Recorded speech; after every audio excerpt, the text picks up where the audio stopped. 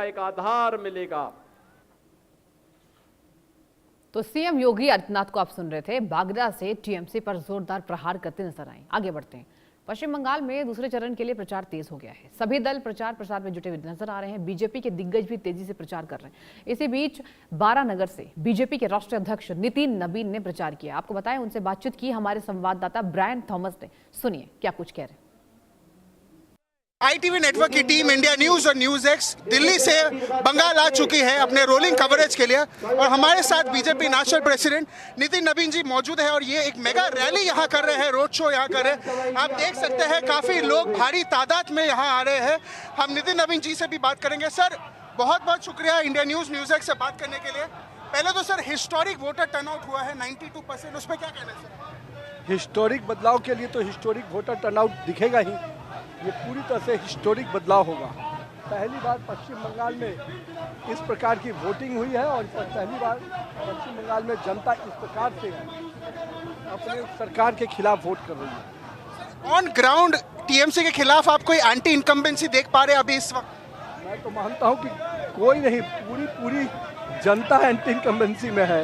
और मैं मानता हूँ कि पहली बार किसी राज्य में इस प्रकार से जनता का वर्तमान सरकार के खिलाफ इतना आक्रोश देखने को मिल रहा है।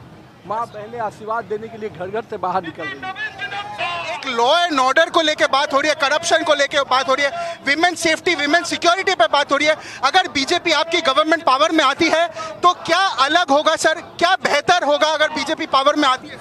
देखिए, हम माँ बहनों की सुरक्षा, उनका सम्मान, उनका स्वाभिमान और उनकी हिस्सेदारी को सुनिश्चित करेंगे। माँ बहनों को एक अच्छा जिंदगी, पश्चिम बंगाल के युवाओं को रोजगार के अवसर, पश्चिम बंगाल की खोई हुई विरासत और संस्कृति को पुनर्स्थापित करेंगे। और पश्चिम बंगाल को विकास, जिस प्रकार से एक समय पश्चिम बंगाल पूरे देश के जीडीपी में अपना बड़ा शेयर मानता था 28%, उसमें पश्चिम बंगाल के विकास को और नया आयाम देंगे। आखिरी सवाल, अगला चुनाव होने वाला है 29 को, फर्स्ट टाइम वोटर्स के लिए क्या मैसेज रहेगा सर? हमारे टीवी के दर्शकों को, फर्स्ट टाइम वोटर्स को एक मैसेज दे दीजिए सर।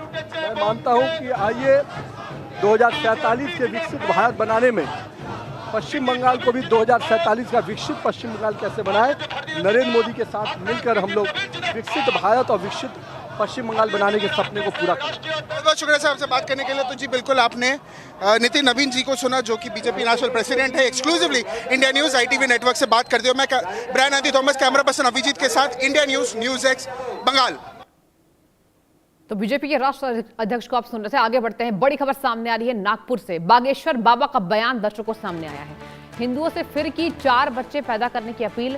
4 में से 1 बच्चे RSS को दे दें, ऐसा कहा है बाबा बागेश्वर ने। जी हां, भारत दुर्गा मंदिर के शिलान्यास कार्यक्रम में उन्होंने ये बयान दिया है। पंडित धीरेन्द्र शास्त्री के बारे में आपको हम बड़ी जानकारी दे रहे हैं। उन्होंने इसके पहले भी एक बयान दिया था और ज्ञानवापी को लेकर उन्होंने कहा था कि काशी में एक कलंक है। उसके बाद एक बार फिर से वो बयान देते दर्शकों नजर आ रहे हैं, जिसको लेकर मौलानाओं में देखिए खास आक्रोश भी है। शहाबुद्दीन रिजवी हैं, तमाम यहाँ पर जो बड़े मौलाना हैं, वो कह रहे हैं कि धार्मिक उन्माद पैदा करने वाले बयान बाबा दे रहे हैं। आपको बता दें एक बार और, उन्होंने कहा है कि 4 बच्चे पैदा करो और 1 बच्चे उनमें से RSS को दे दो। ये जो जानकारी है ये भारत दुर्गा मंदिर के शिलान्यास कार्यक्रम से सामने आई, जो उन्होंने कहा कि हिंदू जो हैं, खास तौर पर हिंदू धर्म को बचाने के देखिए उन्होंने अपील की है। ये पहली दफा नहीं है जब पंडित धीरेन्द्र शास्त्री हिंदुओं को लेकर, उनके बचाव में लेकर इस तरीके से आक्रामक बयान देते हैं। उन्होंने पहले भी ये बातें कही थी और एक बार फिर से ये बड़ा बयान उनका सामने आ रहा है, जो आपको हम बता रहे हैं।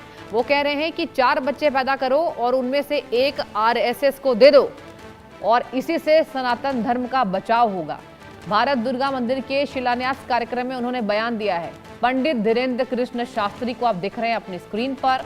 बता दें आपको, बागेश्वर धाम के पीठाधीश्वर हैं और जिस तरीके से यहाँ पर धर्म को बचाने की बात करते हैं, सनातन को लेकर पदयात्रा निकालते हैं, सनातन को लेकर लगातार बयान देते हैं, सुर्खियों में रहते हैं। मौलाना शहाबुद्दीन रिजवी यहाँ पर खास आक्रोश बीते 2 दिन पहले दिखा चुके हैं।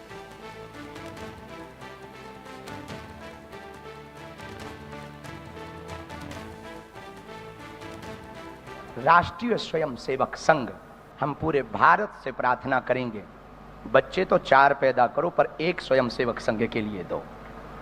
हाँ, ताकि दूसरों को बचाने को काम आए।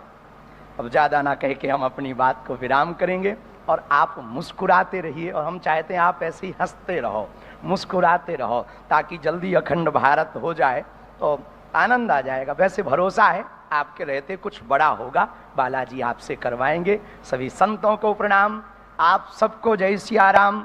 भारत का गौरव जागेगा, भारत महान होगा, भारत क्योंकि मात्र प्रधान है। तो भारत महान होगा, ऐसे बयान देते नजर आ रहा है। ज्यादा जानकारी के साथ मेरे संवाददाता शाहिद अंसारी फोन लाइन के जरिए मुझसे जुड़ चुके हैं। शाहिद, देखिए पहली बार नहीं है, बाबा सुर्खियां लगातार बटोर रहे हैं। पहले भी कहा था, एक बार फिर से कह रहे हैं 4 बच्चे पैदा कीजिए और भैया आरएसएस को दे दीजिए, इसी से बचेगा सनातन। क्या जानकारी? देखिए, धीरेन्द्र शास्त्री ने जो बयान दिया है, सबसे पहले हम उस पर नजर डालते हैं कि धीरेन्द्र शास्त्री ने जो बयान दिया है उसमें 2 चीजों पे बहुत ज्यादा उन्होंने जोर दिया है। एक तो ये कि बच्चे 4 पैदा करो और एक स्वयंसेवक के लिए दे दो। और ये बात उन्होंने कब कही है? जब नागपुर के एक कार्यक्रम के दौरान उनको जो है बुलाया गया था और उन्होंने इस दौरान ये बात कही थी। नागपुर में ही भारत दुर्गा मंदिर के शिलान्यास कार्यक्रम के दौरान ये बागेश्वर बाबा ने जो है आरएसएस की जमकर तारीफ की, साथ ही पूरे भारत से एक अपील भी की जिसमें उन्होंने कहा कि बच्चे 4 पैदा करो और स्वयंसेवक संघ के लिए दे दो। खास बात तो ये है कि इस कार्यक्रम के संघ के जो सरसंघ संचालक हैं मोहन भागवत, वो खुद मौजूद थे और उस दौरान और महाराष्ट्र के मुख्यमंत्री और केंद्रीय मंत्री जो है नितिन गडकरी समेत कई साधु संत मौजूद रहे और उस दौरान उन्होंने ये बात कही। शाहिद, देखिए कौन कौन से वो मौलाना हैं जिनका आक्रोश खुलकर निकलकर सामने आया? इसके पहले जब उन्होंने बयान दिया था कि कलंक है ज्ञानवापी, तो बड़े बड़े मौलाना आक्रोश दिखा रहे थे। ये जो बयान है आरएसएस वाला, इसमें कोई मौलानाओं का बयान, आपको कोई जानकारी? देखिए, जैसे ही उन्होंने ये बयान दिया है, कई लोगों से बातचीत हुई है, इसमें जो है कई लोगों ने ये बात कही है कि अगर जो धीरेन्द्र शास्त्री इस तरह का बयान देते हैं तो कहीं ना कहीं वो जो है ये बयान जो है हिंदुओं को जो है अपनी तरफ अट्रैक्ट करने और एक ये पॉलिटिकल नजरिए से जो है ये उनका बयान। अच्छा। इससे पहले भी आप देखिए कि इस तरह के जो बयानात आए हैं खासकर बच्चे पैदा करने को लेकर, हमेशा से यही बात कही गई है, लेकिन लोगों ने ये कहा है कि लोग ये अपील तो करते हैं लेकिन करता कौन, या इनकी बातों पे अमल कौन करता है, ये बात देखने वाली होगी। और ये उन्होंने कहा है कि ये कुछ समय के लिए रहता है, इस तरह की बातें आती हैं और चली भी जाती हैं। और सबसे अहम बात ये होती है कि कोई भी ऐसे बयान जिसमें जो है खासकर जो है एक तबके को जो है, क्योंकि आमतौर पर ये कहा जाता है कि मुसलमान जो है वो बच्चे ज्यादा पैदा करते हैं तो उनको कैसे डैमेज किया जाए, तो उसके लिए ये तरीका या उसका ये काट निकाला जा सकता है।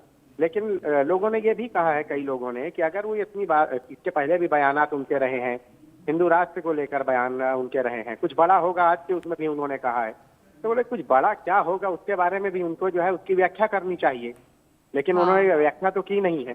अब बच्चे को लेकर जो है, इससे पहले भी देखिए कई लोगों ने बच्चे को लेकर जो है बातें कही है, तो उस बातें कहने के बाद उस पर लोग कितना, हिंदू कितना अमल करते हैं ये सवाल है, और जबकि कोई भी अमल करते ऐसा दिखाई देता नहीं है।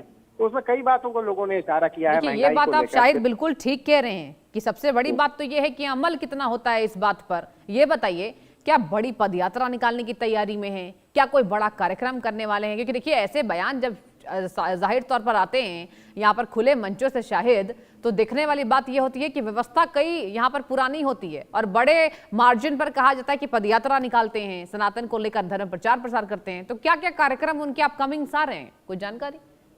देखिए, अभी तक तो जो पता चला है, इस जानकारी में ये बात सामने आई है कि आज तो एक मंदिर का शिलान्यास था, उस दौरान उन्होंने ये बात कही है।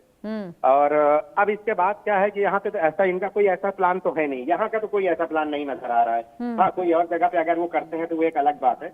और दूसरी बात आपको मैं बता दूं, देखिए कि आरएसएस का जो दफ्तर है, मुख्यालय है, वो नागपुर है, और उनके जो भी प्रोग्राम वगैरह होते हैं तो हमेशा से उनके प्रोग्राम जो होते हैं वो उनके अपने स्तर पे होते हैं, और उनमें जो बातें होती हैं वो आरएसएस चीफ जो है, जो मोहन भागवत है, वो उनके उस पर हर चीजें होती है। पहली बार ऐसा रहा है कि उनके स्टेज पर आके या उस दौरान जो उनकी मौजूदगी में इस तरह से बातें हुई है।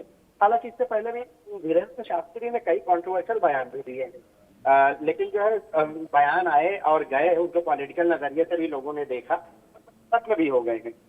जो बयान है ये कितना असर करेगा, हिंदुओं पे कितना असर करेगा, या उनके इस बयान के बाद क्या वाकई हिंदू जो है 4 बच्चे पैदा करने की प्लानिंग करेंगे क्या, क्योंकि ये सारी चीजें मायने रखती हैं। और अब तक तो जो है इस तरह के जो बयान इससे पहले भी आए हैं, आप देखिए कि उनमें कोई असर जो है नजर नहीं आया।